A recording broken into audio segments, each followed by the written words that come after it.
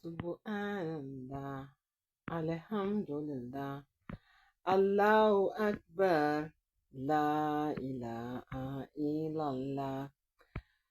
Subhanallah, Alhamdulillah, Allahu Akbar, La ilaha illallah.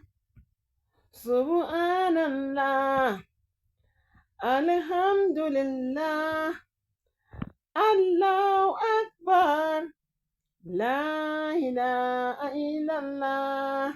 La ilaha illallah Muhammadu Rasulullah sallallahu alaihi wasallam. Zikri, zikri, haba mana zikri. Àtọkùnrin, àtobìnrin, àtọmọdé, àtàgbàlagbà. Ẹ jẹ́ ká máa ṣe zikiri ní gbogbo ìgbà. Ó ṣe pàtàkì, ó ṣe kókó, ó ń múnú ẹni dùn, ó ń fini lọ́kàn balẹ̀, ó ń fayọ̀ kún ọkàn ẹni. Zikrillah for me and you all.